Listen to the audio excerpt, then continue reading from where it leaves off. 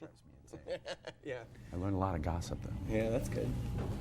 Welcome back. We're continuing on. We're talking more about documentary film and what I don't think maybe is a category, but certainly is a recognized term that is gaining use around this festival. And the next film is definitely one that falls into this description of creative nonfiction. The film is Kate Plays Christine. I'm here with director Robert Greene. Welcome, sir. Good morning. Thanks. Nice to meet you. Nice to meet you. Pleasure, all the way from Missouri. Yep, indeed. Nice. Thanks for having me. Congratulations.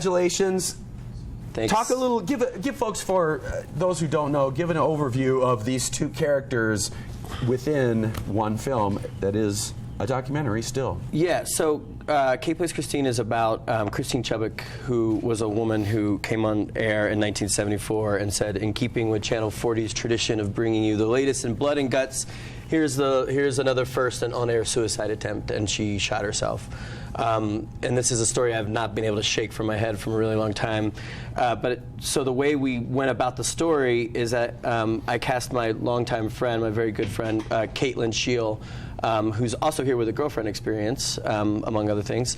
And the film is essentially following her as she prepares to play the role of Christine Chubbuck. So it's sort of this like prismatic look at the story. And as you mentioned in a number of articles, this woman, Christine Chubbuck, was somebody that you just couldn't seem to shake.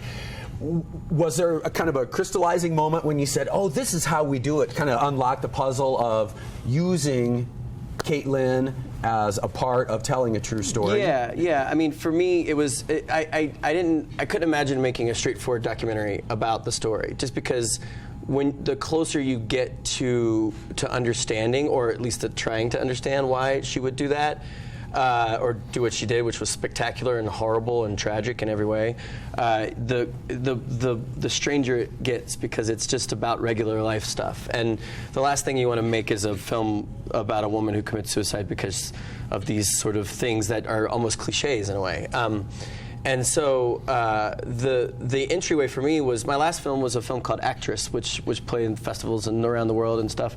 And in that I made a documentary about an actor. And not only did I realize that the way an actor sort of gives back to the camera, and this is something narrative filmmakers all know, or fiction filmmakers all know. But as a documentarian, you're like, this is great. I'm getting a different feel. I'm getting art, and I'm also getting life, and that was something. But also, when you watch someone go through the process of trying to tell a story, then you can get at what that story is actually about and what it means, and what the different angles are, and that's what this is about to me. For me, the movie is really about how we have to explain people's actions. We have to explain, especially a suicide is so different than what we sort of think of as the way we should be. Because everything in our body says survive. And then someone commits suicide and you don't know what to do with that. So in this vacuum of meaning, you fill in anything you can grab, and a lot of times that's just you. So when you're watching an actor do that, it really illuminates all that stuff, I think.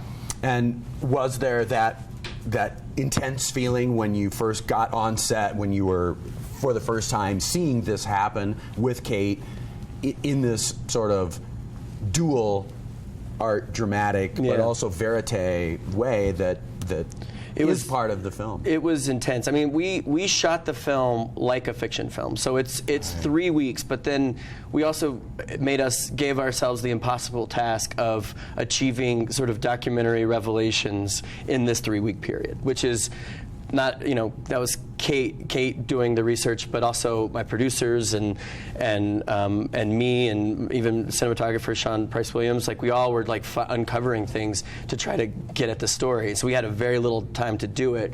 So when we got to the final scene, which I don't want to give away too much about, but it was one of the most intense experiences I've ever seen, because we didn't know by that point.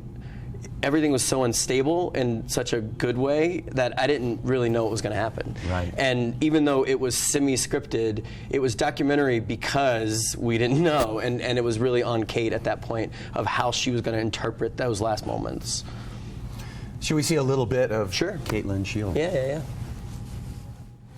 The film is Kate Plays Christine. Robert, a final question. Talk a little bit about what it felt like to go through this, and as you said, people filling in because there's this urge, this need to define who this person was, and maybe to say somehow, well, she's fundamentally different than me. I don't have that problem or that curse that she had, and yet in the year 2016, even though that's the old days, we still search for the same kind of answers. When someone takes their own life, we ask why, and family and the people left behind. What was your sense after completing the film, after completing editing, as far as those feelings, those emotions? Well, it's unresolved. I mean, the film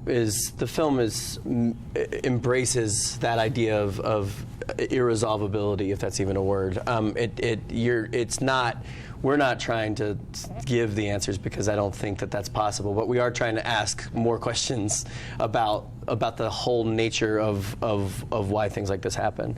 And I mean, in terms of its timeliness, it's one of the main things is that she wanted the footage. She wanted this event to be seen. This was a staged an action. Like I want everyone to know. I think, speculating, because it's the best you can do, I think she wanted to talk about depression. I think she wanted to talk about violence on TV, because this story ended up inspiring the screenplay for Network. Right. So I think these are things that she was passionate about, actually. And then, just because it was a different era, the footage was lost forever. And one of the things we're doing in the film is trying to find out what happened to that footage, and we do get the answer, which is pretty amazing. But that's just not something that would ever happen today. And it's just that act of looking, that act of watching, and whether you should or should not watch something is something that's very relevant to today. Whether you want to or not, whether you should. Yeah, I mean, especially a day in this, you go to whatever website, you can see someone being shot by police, and you want to see that because you want to see how this horrible thing happens. But then you look to your right and you realize it's a string of ads, and that ad, someone just made money off of someone being shot.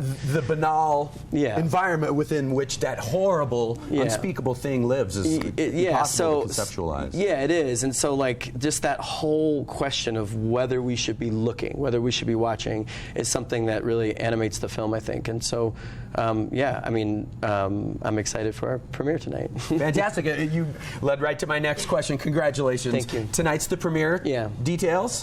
Tonight at the Temple Theater at 9 o'clock, we're going to have our little world premiere of the movie. And screenings continuing through the rest of the week? Yeah, it screens Tuesday, Wednesday, and I think Thursday, and I'll be at all of them. Fantastic. Robert Green, thanks so congratulations much. on being back to Sundance. Thank you for being here. Thank you. And have a wonderful time with your film. Thanks so Stay much. hydrated, brother. Thanks, man. All right, we're going to take a quick break. We're continuing on Within the Can right after this. Please stay tuned. All right. Yeah, that's good. Thanks so much. Great job.